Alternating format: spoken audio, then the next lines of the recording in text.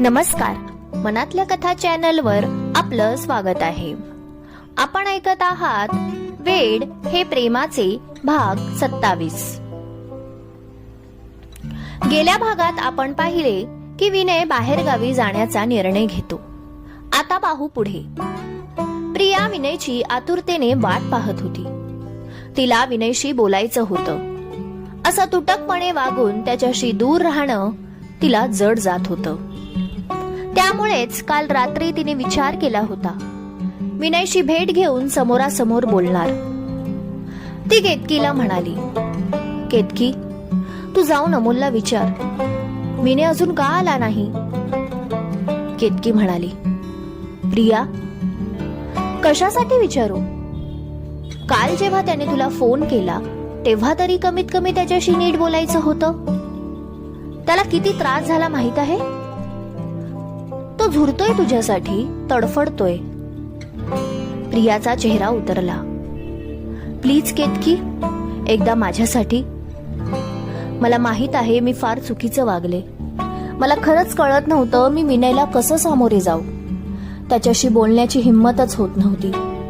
कशी बोलणार? त्याला वचन दिलं होतं. मी आशा दाखवली होती. त्याच्या डोळ्यात मी पाहिलं होतं माझ्यासाठी प्रेम.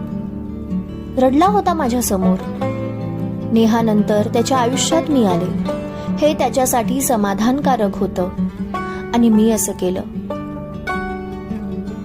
मी अपराधी आहे. मला जाणीव आहे. माझाही जीव तुटतोय. त्याला नकार देताना असं वाटतंय मी खूप मोठा गुन्हा करते आहे. मी अशा व्यक्तीला त्रास देते आहे जो माझ्यावर खूप प्रेम करतो. ती केतकीचा हात पकडत म्हणाली, केतकी, कमीत कमी तू तरी समजून घे. तुला तर माहिती आहे ना माझ्यासाठी विनय काय आहे. मी अशा वळणावर आले आहे जिथे मी विनयच्या आयुष्यात जाऊ शकत नाही. प्रिया, तू वळणावर आली नाही, तू स्वतःला त्यात बंदिस्त केलं आहे. तू तुझा निर्णय आत्ताही बदलू शकते. जाऊन बाबांना सांग, मला कळत नाहीये तू का सगळं कॉम्प्लिकेटेड करत आहेस. तुला काय मिळणार आहे? तू आकाश सोबत खरंच खुश राहशील? तू प्रेम करते विनयवर आणि लग्न करणार आकाश सोबत. तू स्वतःला धोका देत आहेस प्रिया. समजतंय का तुला? तू आकाशला धोका देत आहे आणि विनयलाही. प्लीज असं करू नको. माझं ऐक. आता ही वेळ गेली नाही. तू बाबांना जाऊन सांग. प्रिया म्हणाली, केतकी, मी तुला आधीच सांगितलं आहे. माझ्या बाबांसाठी मी हा निर्णय घेतला आहे आणि माझं मन तयार होत नाहीये. प्लीज आता काही बदलणार नाही. माझं मन बदलणार नाही. केतकीला तर प्रियाचं काहीच कळेनासं झालं होतं. तिला माहित होतं, तिला इतकंच वाटत होतं ही वेळ आहे ती तिच्या बाबांना सांगू शकते. प्रिया तिला रिक्वेस्ट करत होती, प्लीज केतकी, फक्त एकदा विचार विनय आज आला का नाही. तो बरा आहे ना. केतकीला तिची काळजी कळत होती. तिच्या काळजीपोटी ती अमोलकडे गेली. अमोल, कामात बिझी आहेस? अमोलने मान वर केली, म्हणाला, हो. त्याचाही मूड ऑफ होता. त्याचा मित्र विनय नोकरी बदलणार होता, बाहेरगावी जाणार होता. केतकी म्हणाली, अमोल, आज विनय आला नाही. बरा आहे ना तो? अमोलला काहीच बोलू वाटत नव्हतं. तरी तो म्हणाला, केतकी, विनय आता येणारही नाही. हे ऐकून केतकीला वाईट वाटलं. ती म्हणाली, पण का नाही येणार अमोल? अमोल नाराजीच्या सुरात म्हणाला, तो बाहेरगावी जाणार आहे. तो तिथेच नोकरी करणार आहे. हे ऐकून केतकी दुखावली. ती प्रियाकडे गेली. प्रिया वाटच पाहत होती. प्रिया तिला विचारू लागली, केतकी, विनय बरा आहे ना? का आला नाही तो? काय म्हणाला अमोल? केतकीच्या डोळ्यात पाणी होते. ते पाहून प्रियाला विनयची चिंता वाटू लागली. ती म्हणाली, प्रिया, विनयने नोकरी सोडली आहे. तो बाहेरगावी नोकरी करणार आहे. हे ऐकून प्रियाच्या पायाखालची जमीन सरकली. प्रिया अमोलकडे लगेच गेली आणि अमोलला म्हणाली, अमोल, विनय खरंच नोकरी सोडतोय. मला त्याच्याशी बोलायचं आहे. अमोल रागातच म्हणाला, आता त्याची गरज नाही. त्याला खूप राग आला होता. फक्त तिच्यामुळे त्याचा खास मित्र त्याच्यापासून दुरावणार होता. प्रिया म्हणाली, अमोल, तू खोटं तर बोलत नाही ना? तो खरंच नोकरी सोडतो आहे? अमोल म्हणाला, प्रिया, ह्या बाबतीत मी कशाला खोटं बोलू? प्रिया पुन्हा म्हणाली, मला विनयची भेट घ्यायची आहे. आता मात्र अमोलला राग आला. त्याच्या आवाजाचा स्वर वाढला होता. तो म्हणाला, प्रिया, प्लीज आता हे सगळं बंद कर. तू त्याला आधीच दुखावलं आहेस. अजून तू त्याला त्रास देऊ नको. किती छळ करणार आहेस तू त्याच्या मनाचा? तो खेळणं नाही, तोही हाडामासाचा माणूस आहे. त्यालाही त्रास होतो.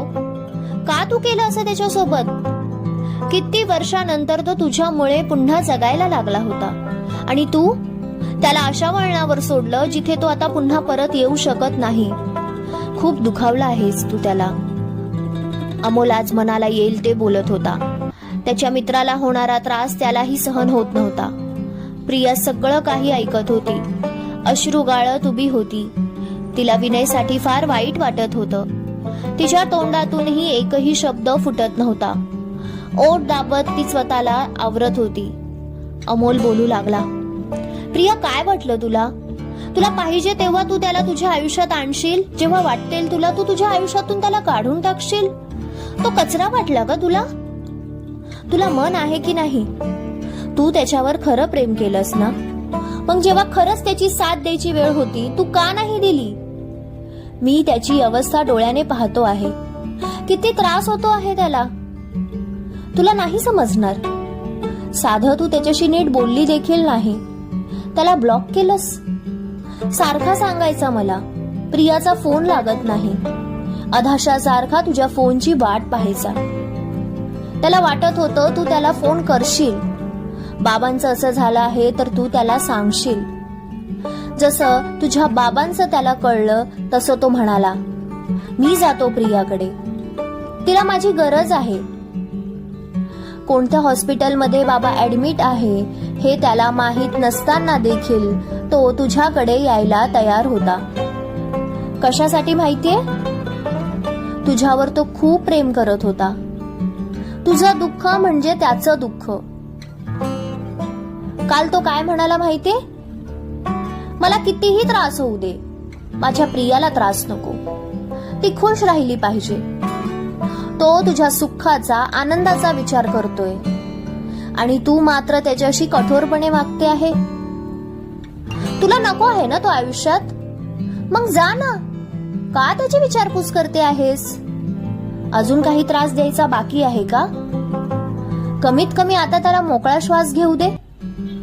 प्लीज, तू जर त्याच्या आयुष्यात राहिलीस तर तो पुढे कधीच जाणार नाही. जाऊ दे त्याला त्याच्या आयुष्यात पुढे. आणि जमलं तर पुन्हा त्याच्याशी कॉन्टॅक्ट करण्याचा प्रयत्न करू नको. कारण जर तो तुझ्या कॉन्टॅक्ट मध्ये आला तर तो पुन्हा दुबळा होईल. तो अस्वस्थ होईल. तो खूप भावनिक आहे. त्याच्यासाठी त्याची माणसं खूप महत्वाची आहे. त्याच्या जवळची माणसं. त्या जवळच्या माणसांमध्ये तू देखील होती. तुझ्याविषयी जेव्हा तो बोलायचा तेव्हा किती खुश असायचा. त्याच्यासाठी तू सर्वस्व झाली होती. त्याच्या आयुष्याचा तो तुला भाग बनवणार होता. तुला खूप प्रेम देणार होता. तुला सुखी ठेवणार होता. तुला कायमचं जपणार होता. पण तू तर त्याला वचन दिलं आणि त्याला एकटं सोडलं. मला तुझा खरंच राग येतोय प्रिया. इतका कसा तू निर्दयीपणे वागू शकतेस? डिप्रेशन मध्ये गेलाय तो. कसा बसा स्वतःला सावरतोय. हा जो त्याने निर्णय घेतला आहे ना बाहेरगावी जाण्याचा, तो सर्वस्वी तुझ्यामुळे. तूच जबाबदार आहे. कमीत कमी आकाश सोबत असं वागू नको. आता तू त्याच्याशी लग्न करणार आहेस. लग्न कर, पण त्याला दुखावू नको. सोपं असतं जीव लावणं आणि कठीण असतं ते निभावणं. तू जीवापाड प्रेम करायची ना, पण निभावू शकली नाही. खरं प्रेम असं नसतं. असं अर्ध्यावर साथ सोडून चालत नाही. तू साथ सोडून चालली आहेस प्रिया. प्रेम करत होती तू, त्याच्यासाठी रडायची. तुला माहित आहे त्याचं नेहावर प्रेम होतं. त्याने ते सुद्धा तुला सांगितलं. आजवर त्याने घरच्यांना देखील नेहाविषयी सांगितलं नव्हतं, पण त्याची इच्छा होती नेहाविषयी तुला सांगावं. तुझं आणि त्याचं नातं पारदर्शक असावं हा हेतू होता. तुझ्या आयुष्यात यायचं होतं म्हणून त्याने तुला महत्व दिलं. तू त्याच्यावर प्रेम करत आहे हे माहीत असून देखील सुद्धा तो तुझ्यापासून दूर राहत होता. मीच वेडा. मी त्याला म्हणायचो, प्रिया तुझ्यावर खूप प्रेम करते. जे प्रेम तुझ्या डोळ्यात नेहासाठी दिसायचं अगदी तसंच प्रेम मी प्रियाच्या डोळ्यात पाहतो. आणि मी त्याचा खास मित्र म्हणून त्याने माझ्यावर विश्वास देखील ठेवला. माझीच चूक झाली असं वाटतंय. हे सगळं माझ्यामुळे घडलं असं वाटतंय. प्रिया, चहातून माशी काढावी अगदी असंच तू त्याला तुझ्या आयुष्यातून बाहेर काढलं आहे. प्लीज पुन्हा त्याच्या आयुष्यात येण्याचा प्रयत्न करू नको.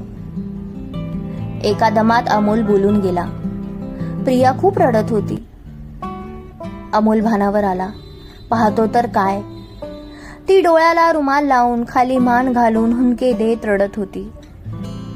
अमोलला आपण हे काय बोलून गेलो ह्याची खंत वाटली.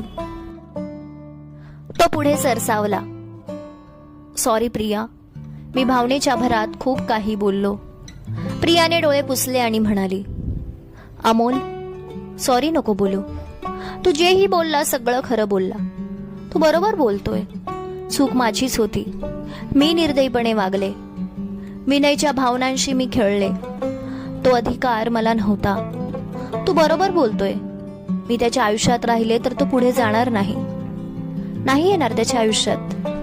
त्याने यशस्वी व्हावं. माझ्यामुळे त्याला त्रास द्यायचा नाही. नाही देणार त्रास. फक्त जमलं तर एक मेसेज दे त्याला. त्याला सांग मी मनापासून प्रेम केलं, निभावू शकले नाही. जमलं तर मला माफ कर. काळजी घे. जड अंतकरणाने प्रिया निघून गेली.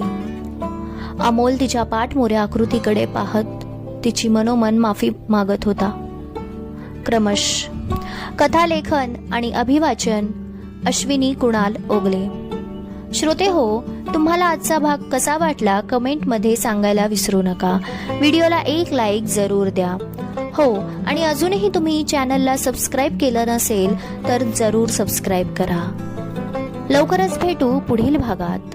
वेड हे प्रेमाचे. धन्यवाद.